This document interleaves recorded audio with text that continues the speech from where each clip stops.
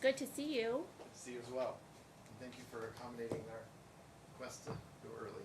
Let's meet Judge Ritchie's courtroom shortly. Which is Well, I don't want to drive. look. I don't want to hold up Judge Ritchie. You know that. No, I don't either. Good morning, counsel.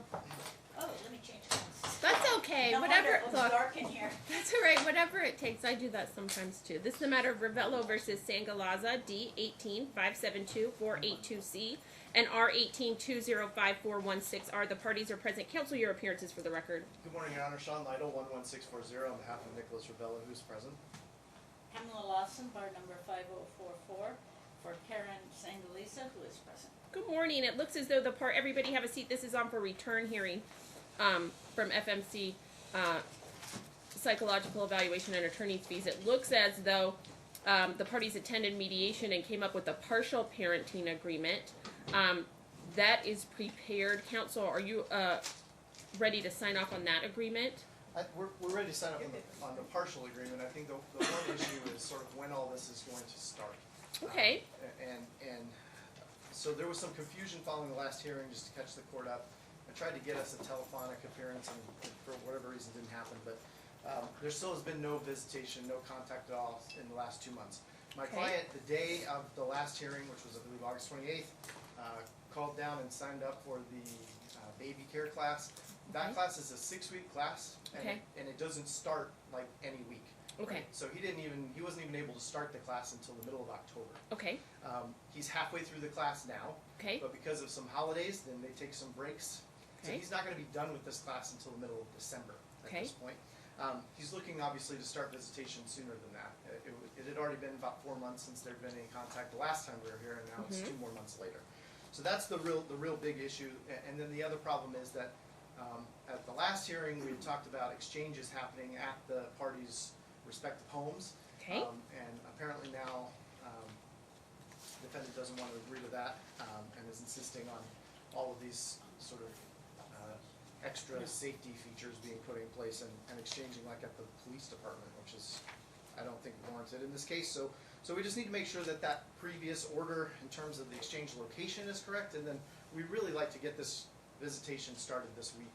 Counsel? Your Honor, we did offer visitation through Donna's house. They rejected it. That was just, Also, the order that counsel sent was not correct, did not follow the minutes, and Your Honor ended up signing my version of it. He took the liberty of adding after the first class of the baby class, and that's not what was stated. He also told me that he had discussed it with someone here in this department, which I don't believe was true, because I can't imagine that someone in your department would say change the order without consulting with me. that's not what I represented, Your Honor. Just Okay, to so jump in there for a moment. that order's been signed. That issue is done. Tell me now, based on what he's saying, that he wasn't able to sign up immediately, that he has taken some of the classes, but due to the holidays, he won't be done until mid-December. He won't be done to December because he didn't get on it right away. If he had gone down within a few days, he would have had the proper class, but. He called and signed up on August 28th. All right, so counsel, based on what he's saying, you think that it's appropriate that there's no visitation until the middle of December? Is that what you're... Unless they want to go to Donna's house, that'd be fine. What is the concern? Safety of the child. Okay, what is the concern specifically? That I have no idea what they've covered so far in the class. And in mediation, he also mentioned that the class isn't teaching him anything for a child 6 months and plus. He tried to argue that a eating baby shouldn't be given water. Well, the baby shouldn't be given water and food. And then the mediator had to let him know that a child at 6 months who eats needs food and water. He didn't know even the basic things to buy for a child. And if you can... Okay, so has mom taken an infant caring class similar? How do we know that she's able to care for the baby? Because she has siblings. And Okay, she do you have self-raises siblings? Do you have siblings? No. Oh. Okay, I didn't know that was... Here's my concern. At the last hearing, mom was co-sleeping and thought that was appropriate for an infant child, okay? We can debate and talk to about 10 pediatricians about whether or not we're going to give a baby at 6 months water or not, all right? So I think that's up for debate. So what we're going to do is we're going to start visitation. Donna's house is not designed to supervise parents who perhaps don't have the requisite knowledge or skill to care for an infant. Donna's house is designed when there's a safety issue, when there's concerns about abuse, about neglect. That's not the allegation here, okay? What we have is two parties that disagree about how to properly raise an infant. I point you all back to the child's treating pediatrician and their directive, okay? So if that treating pediatrician says, no, you shouldn't co-sleep, mom with the 4-month-old baby. Mom, dad, you shouldn't supplement with water for a baby who's being bottle fed and is only receiving milk. Or maybe you can. Or maybe you take food at 4 months or 6 months. Pediatricians change about every year, okay, about what is appropriate. So there's some room within that. Those aren't hard and fast rules that I'm going to judge parenting by. So that being said, I think that it's appropriate that we begin with, when is he scheduled to have his next newborn care class? This Saturday, I believe. Saturday? Upcoming Saturday. That'll So- be class number 4 of 6. So that will be 4 of 6? Okay. After Saturday, when he's completed 4 of 6, we'll begin the agreed upon visitation schedule. It looks as though that we have a calendar call, an evidentiary hearing scheduled in March. Is there anything else we need to do before March or that I need to take care of today? No, I think the only remaining issue at this point, Your Honor, is going to be child support, which will be according to statute. And so I'm hoping we can just get a stipulation on that and incorporate that into a final decree of custody and get that submitted. I guess my suggestion would be maybe we just set this for a status check in 30 to 60 days and see if we can't just get that last little piece resolved. And Well, it looks like if we utilize the visitation schedule, which is an interim visitation schedule and doesn't represent the permanent visitation schedule, neither should it represent what is a likely court outcome in this case. right. That child support, with mom having primary physical custody and dad's gross monthly income being $1,856, that child support should be set at $334.08. If dad is providing the health insurance for the child, I would deviate downward 1/2 of the monthly cost of the health insurance premium upon proof shown on the company's letterhead or on some official document where he's receiving that. He's not providing insurance at the present time. There you go. Then he doesn't get the downward deviation. All right. Is there anything else that I need to do? Attorney's fees would be deferred to the evidentiary hearing. Correct. Anything else, counsel? No, I don't believe so. All right. Anything else? Counsel, you'll prepare the order from today. I'll see you back. The one other thing that we do need is that Karen apparently is still refusing to tell my client where she's living, which is a legal custody issue, but then it's going to be really important next week when we start visitation as well. Okay. So let's talk about the address issue and the pickup and drop-off location. Counsel, what do you think is appropriate for the pickup and drop-off location? Well, my client is not comfortable having the plaintiff know where she lives. So Okay, so this is how we can do it, just so everybody's clear. Okay, you guys got joint legal custody. So we could do this. He's not going to tell you and you're not going to tell him. So heaven forbid that there's a natural disaster, okay? There's an accident, a huge, I don't know, earthquake, I don't know what it is, and you don't know where your baby's laying her head, okay? That's difficult, okay? We don't do that. Every single parent needs to know where their child is really all the time, okay? It's not just fair, it's what you deserve as a mom. You need to know where your baby is, okay? Where your baby sleeps. Dad deserves the same, okay? Now, if your concern is that dad would come over there for a time other than to exchange the child, I can resolve that. I can issue a stay-away order today, and I will. That means the two of you have to stay away from each other's residences and places of employment unless it's for exchange of your child. Now listen, this isn't so easy to cut each other off. Your baby's 6 months old, okay?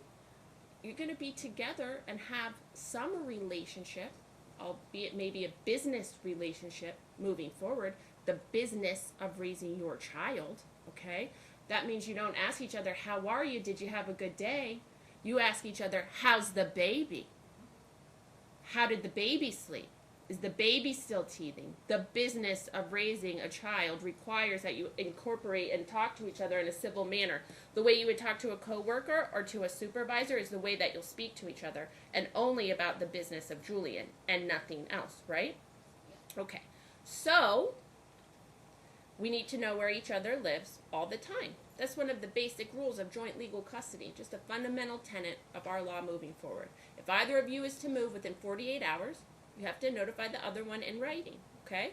Now, for the exchange spot, we're coming up on a real cold period of time. And I know your child it's not cold now, right? But these, when that baby gets all snuggled into that infant carrier, you don't want to take them out, right? and I know that you haven't experienced winter yet with this little baby, but it's going to be important.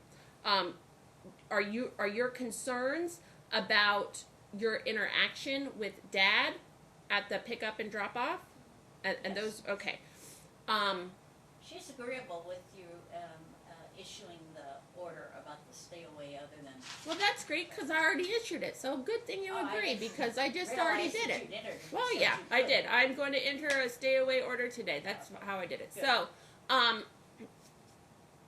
if for the pickup and drop off, what we don't want is for Julian to have overexposure to law enforcement. Okay? We don't want when it's 3 degrees outside, and I know it's not ever going to be 3 degrees in Las Vegas, but when it's cold, we don't want your cold baby waiting out at the police station for the other one to come pick him up.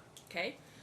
It makes sense, and I know you don't like each other, and I don't expect you to like each other. If you liked each other, you'd still be together, right? You're not. So, of course you don't like each other, okay? Of course you don't want each other at your houses, but this is how it's going to happen for the next 18 years, okay? This is how we're going to do it. You're not going to talk during the pickup and exchange, okay? Do you each have the same infant carrier? I don't even know if he has one or not. Well, he's going to have one, and that was my order last time. So here's the difference, right? If you have the same base for your car, you can exchange the child and the infant carrier and just put the base, right? Do you understand what I'm talking about? Sure. Right? Everybody? Mom, Dad? Got it? Okay. That is easier than taking your sleeping infant out of an infant carrier, holding him up in the dead of night, and giving him to the other one, right? Yep. Does it make sense for you to coordinate? Mom, what brand of what car seat do you have? I don't even remember. That's crazy. I know. I Okay, look at it because every- you know what? When I bought an infant carrier, every single time I had graphs. I was on the Consumer Reports. Oh, I do was mine- doing this. I was at the Babies R Us. I was asking my friends. It was a gift. Yeah, it was a gift. I mean, I look at it every day, but there's so many brands out there. It was a gift. Yeah. I got it. You're looking at it every day. The fact that you don't know what it is concerns me. You're a mom of a 6-month-old. What car seat do you have? I'm waiting for her to tell me what. Okay, she has. so Yeah, in the next 48 hours, I want you to take a picture of the side of the car seat where it says the name and the model and all that stuff. And he can just buy another base, okay? So then when you exchange the child, you exchange the child in the infant carrier.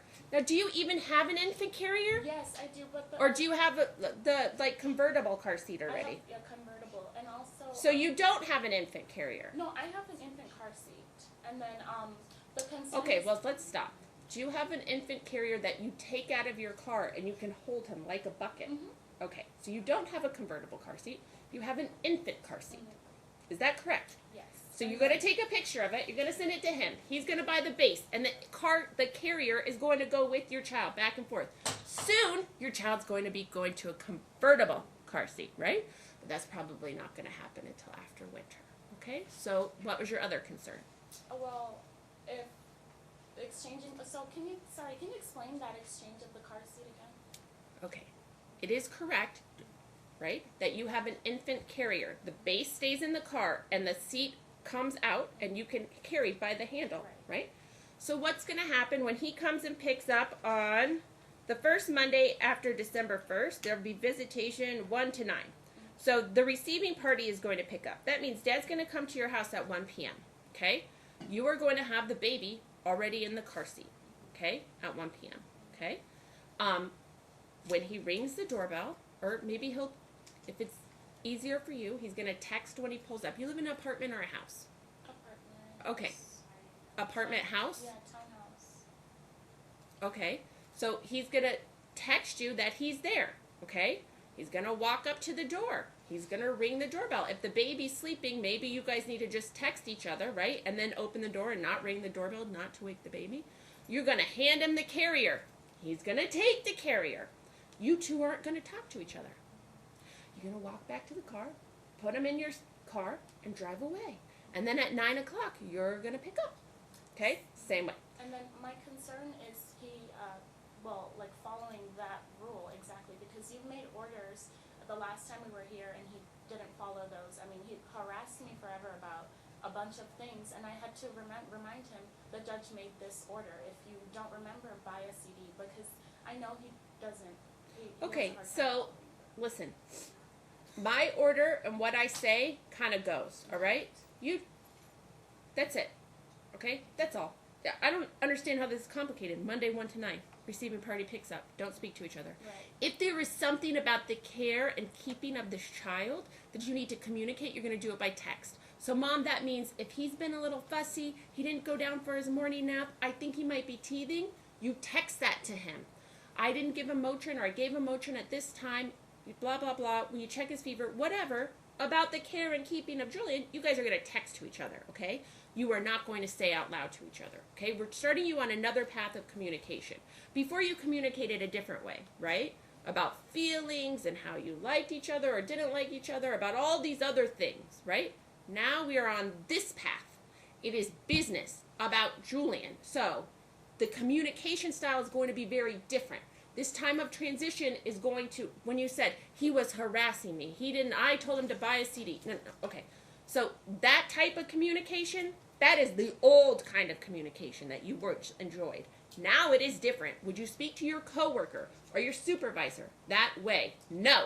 Would you say my coworker is harassing me? No. Okay, the order, what I say rules, because you two cannot get along, because you two cannot communicate. That is why I am here. Not because I want to be, not because you want me to be. There has to be a problem solver, and I got the short end of the stick today. Got it? Anything else? That'll be the order. Counsel, you prepare Still the need order your address. within 48 hours, or within close of business today by 5 p.m. Exchange address in writing. Okay? Anything else? That's it. Thank you so much. Good Thank you luck. so much. Have a wonderful day. Good luck. Thank you. We'll see you back in March. Joe, who's next?